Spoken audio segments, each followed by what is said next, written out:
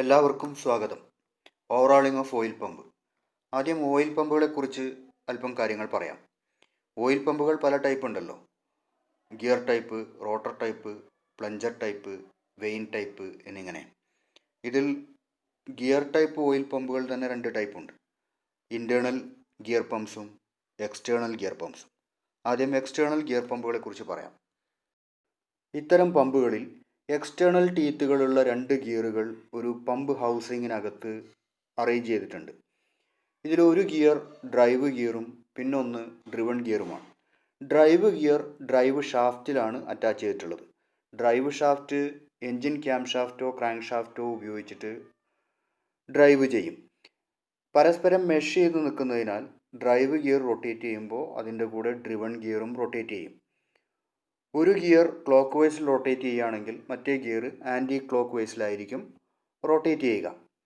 ഇങ്ങനെ ഗിയറുകൾ പരസ്പരം ഓപ്പോസിറ്റ് ഡയറക്ഷനിൽ റൊട്ടേറ്റ് ചെയ്യുമ്പോൾ ടീത്തുകൾ തമ്മിൽ പരസ്പരം അകലുന്ന ഭാഗത്ത് പമ്പ് ഹൗസിങ്ങിന് ഒരു ഇൻലെറ്റ് പാസേജ് കൊടുത്തിട്ടുണ്ടായിരിക്കും. അതുപോലെ ടീത്തുകൾ തമ്മിൽ പരസ്പരം കൂടിച്ചേരുന്ന ഭാഗത്ത് ഒരു ഔട്ട്ലെറ്റ് പാസേജും കൊടുത്തിട്ടുണ്ടാവും.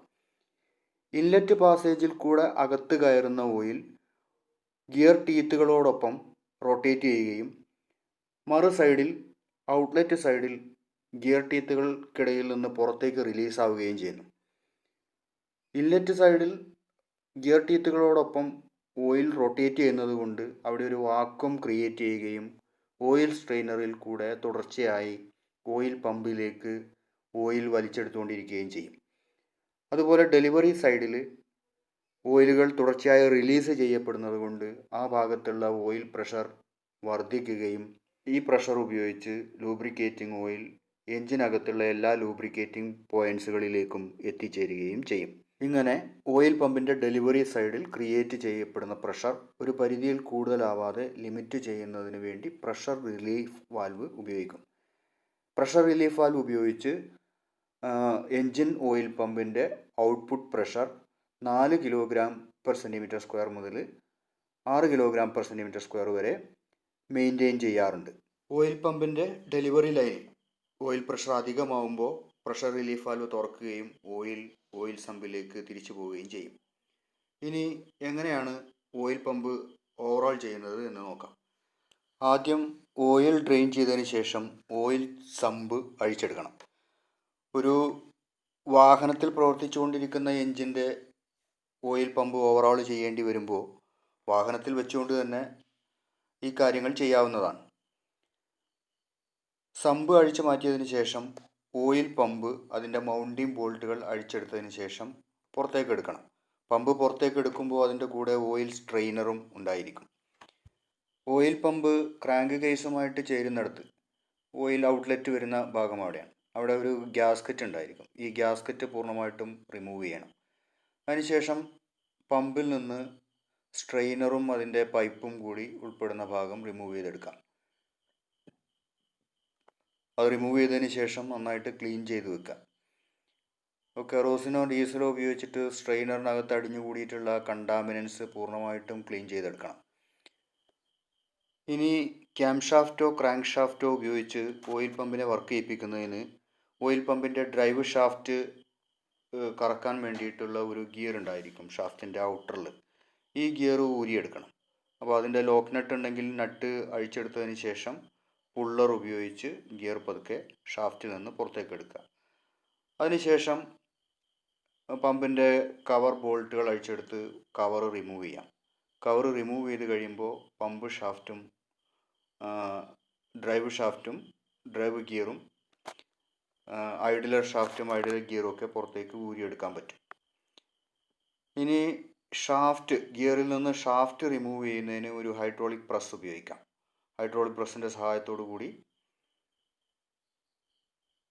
ഷാഫ്റ്റിൽ നിന്ന് ഗിയർ റിമൂവ് ചെയ്യാം.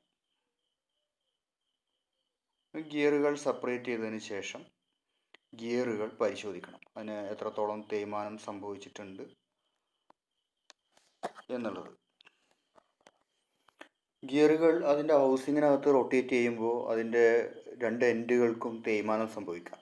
ഇത് എത്രത്തോളം സംഭവിച്ചിട്ടുണ്ട് എന്നുള്ളതിനനുസരിച്ച് അത് റീസർഫസ് ചെയ്യാൻ വേണ്ടി മെഷീനിങ് ഓപ്പറേഷൻ ചെയ്യേണ്ടി വരും. അങ്ങനെ ചെയ്യുന്നത് ഇവിടെ വീഡിയോയിൽ കാണാം.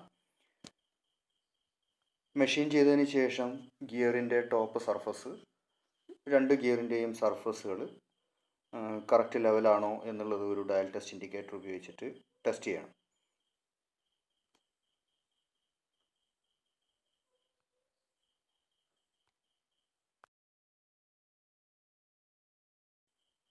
ഇതുപോലെ പമ്പ് ഹൗസിങ്ങിനും എന്തെങ്കിലും ഇറഗുലാരിറ്റി അതിൻ്റെ സർഫസിനുണ്ടോ എന്നുള്ളത് ഡയൽ ടെസ്റ്റ് ഇൻഡിക്കേറ്റർ ഉപയോഗിച്ചിട്ട് പരിശോധിക്കുക. എന്തെങ്കിലും ഇറഗുലാരിറ്റി ഉണ്ടെങ്കിൽ ആ സർഫസും മെഷീൻ ചെയ്ത് ഫിനിഷ് ചെയ്തെടുക്കേണ്ടി വരും.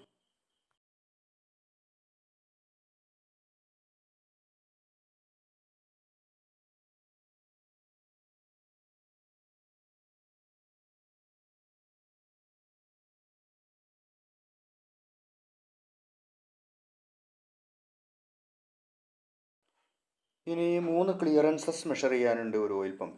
ഒന്നാമത്തത് ഗിയർ ടീത്തിനും പമ്പിൻ്റെ ഹൗസിങ്ങിനും ഇടയ്ക്കുള്ള ക്ലിയറൻസ്. പമ്പ് ഗിയേഴ്സിന് റൊട്ടേറ്റ് ചെയ്യാൻ ആവശ്യമായിട്ടുള്ള ക്ലിയറൻസ് രണ്ടിൻ്റെയും ഇടയ്ക്ക് ഉണ്ടായിരിക്കണം. അപ്പോൾ അത് ഫീലർ ഗേജ് ഉപയോഗിച്ചിട്ട് കൃത്യമായിട്ട് അളന്ന് നോക്കുക. ആ ക്ലിയറൻസ് ഓക്കെ ആണോ എന്നുള്ളത് ചെക്ക് ചെയ്യുക. പിന്നെ ഒന്ന് ചെക്ക് ചെയ്യാനുള്ളത് ഗിയർ ടീത്തിൻ്റെയും രണ്ട് ഗിയറിൻ്റെയും ടീത്തുകൾക്കിടയിലുള്ള ക്ലിയറൻസ് ആണ്. അതിന് ബാക്ക്ലാഷ് എന്നാണ് പറയുക. അപ്പോൾ ഈ ബാക്ക്ലാഷ് ചെക്ക് ചെയ്യണം. പിന്നൊന്ന് പമ്പ് ഹൗസിങ്ങിൻ്റെ ടോപ്പ് സർഫസും ഗിയറിൻ്റെ ടോപ്പ് സർഫസും തമ്മിലുള്ള ക്ലിയറൻസ് ആണ്.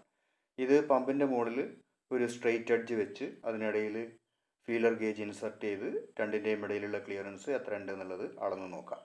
ഈ 3 ക്ലിയറൻസസും മാനുഫാക്ചേഴ്സ് പറഞ്ഞിട്ടുള്ള അളവിൽ കറക്റ്റായിട്ട് ഉണ്ടായിരിക്കണം. ഇനി കറക്റ്റ് ചെയ്യാനുള്ള മറ്റൊന്ന് പ്രഷർ റിലീഫ് വാൽവാണ്. പ്രഷർ റിലീഫ് വാൽവിൻ്റെ സ്പ്രിങ് അതിൻ്റെ ടെൻഷൻ നഷ്ടപ്പെട്ട് കൃത്യമായ പ്രഷറിൽ വാൽവ് ഓപ്പൺ ചെയ്യാതിരിക്കാം.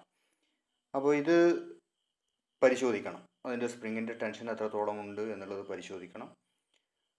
സ്പ്രിങ് മാറ്റേണ്ടതാണെങ്കിൽ മാറ്റിയിട്ടതിന് ശേഷം അതിൻ്റെ അഡ്ജസ്റ്റിംഗ് സ്ക്രൂ കറക്റ്റ് ടെൻഷനിൽ, സ്പ്രിങ്ങിനെ കറക്റ്റ് ടെൻഷനിലേക്ക് അഡ്ജസ്റ്റ് ചെയ്ത് വെക്കണം. ഇനി പമ്പിൻ്റെ ഷാഫ്റ്റിലും ഗിയറിലും ഒക്കെ ആവശ്യത്തിന് ഓയിൽ അപ്ലൈ ചെയ്തതിന് ശേഷം എല്ലാം അതിൻ്റെ പമ്പ് ഹൗസിങ്ങിൽ ഇൻസ്റ്റാൾ ചെയ്യുക. പമ്പ് ഹൗസിങ്ങിൻ്റെ ടോപ്പ് സർഫസിൽ ഒരു ഗ്യാസ്കറ്റ് വരും. അതിൻ്റെ കവർ ഇൻസ്റ്റാൾ ചെയ്യുന്നതിന് മുമ്പേ ഒരു ഗ്യാസ്കറ്റ് വെച്ചതിന് ശേഷം വേണം കവർ ടൈറ്റ് ചെയ്യാൻ. അത് റെഡിമെയ്ഡ് ഗ്യാസ്കറ്റ് ഉപയോഗിക്കാം, അതല്ലെങ്കിൽ സിലിക്കോൺ ബേസ്ഡ് ബോണ്ട് അപ്ലൈ ചെയ്തിട്ട് അതിൻ്റെ മുകളിൽ കവർ വെച്ച് കറക്റ്റ് ടോർക്കിൽ ബോൾട്ട് ഉപയോഗിച്ച് ടൈറ്റ് ചെയ്യാം. ഇനി ഇതിൻ്റെ സ്ട്രെയിനർ പൈപ്പ് അസംബ്ലി അതിൻ്റെ പോർഷനിലേക്ക് ഫിറ്റ് ചെയ്യാം. പൈപ്പ് അതിനകത്തേക്ക് ഫിറ്റ് ചെയ്യുന്ന സമയത്ത് ഹൗസിങ്ങിനും പൈപ്പിനും ഇടയിൽ കൂടെ ലീക്കേജ് ഉണ്ടാകാനുള്ള സാധ്യതയുണ്ട്. അപ്പോൾ ലീക്ക് പ്രൂഫ് ആക്കാൻ വേണ്ടിയിട്ട് എന്തെങ്കിലും ബോണ്ടിങ് മെറ്റീരിയൽ അപ്ലൈ ചെയ്തതിന് ശേഷം പൈപ്പ് ടൈറ്റായിട്ട് ഫിറ്റ് ചെയ്യാം.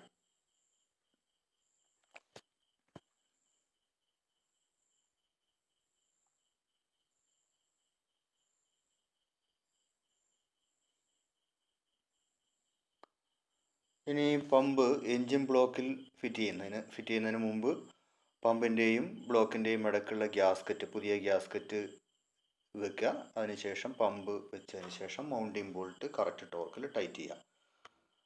പിന്നെ ഓയിൽ സമ്പ് ഫിറ്റ് ചെയ്യണം. കറക്റ്റ് ഓയിൽ ലെവൽ ഒഴിച്ച് ഓയിൽ ഫില്ല് ചെയ്യണം.